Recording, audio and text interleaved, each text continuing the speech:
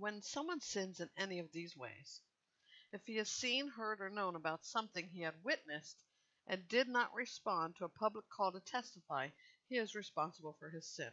Or if someone touches anything unclean, a carcass of an unclean wild animal, or unclean livestock, or an unclean swarming creature, without being aware of it, he is unclean and guilty. If he touches human uncleanness, any uncleanness by which one can become defiled, without being aware of it, but later recognizes it, he is guilty.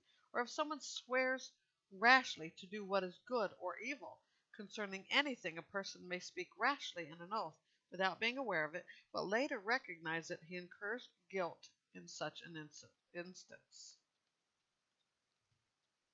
If someone incurs guilt in one of these cases, he is to confess he has committed that sin. He must bring his restitution for the sin he has committed to the Lord. A female lamb or goat from the flock is a sin offering. In this way, the priest may make atonement on his behalf for his sin. But if he cannot afford an animal from the flock, then he may bring to the Lord 2 turtle doves or 2 young pigeons as restitution for his sin. One as a sin offering and the other as a burnt offering. He is to bring them to the priest, who will first present the one for the sin offering. He must twist its head at the back of the neck without severing it.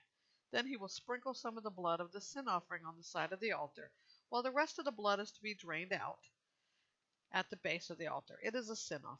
He must prepare the second bird as a burnt offering, according to the regulation. In this way, the priest will make atonement on his behalf for the sin he has committed, and he will be forgiven. But if he cannot afford 2 turtle doves or 2 young pigeons, he may bring 2 quarts of fine flour as an offering for his sin. He must not put olive oil or frankincense on it, for it is a sin offering. He is to bring it to the priest, who will take a handful from it as a memorial proportion and burn it on the altar along with the fire offerings to the Lord. It is a sin offering. In this way the priest will make atonement on his behalf concerning the sin he has committed in any of these cases, and he will be forgiven. The rest will belong to the priest like the grain offering. Then the Lord spoke to Moses. If someone offends by sinning unintentionally in regard to any of the Lord's holy things, he must bring his restitution offering to the Lord, an unblemished ram from the flock, based on your assessment of its value in silver shekels according to the sanctuary shekel, as a restitution offering. He must make restitution for a sin regarding any holy thing, adding 1/5 of its value to it, and give it to the priests. Then the priest will make atonement on his behalf with the ram of the restitution offering, and he will be forgiven. If someone sins and without knowing it violates any of the Lord's commands concerning anything prohibited, he bears the consequences of his guilt.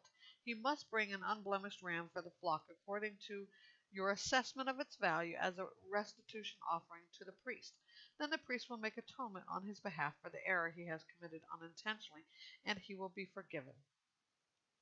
It is a restitution offering. He is indeed guilty before the Lord.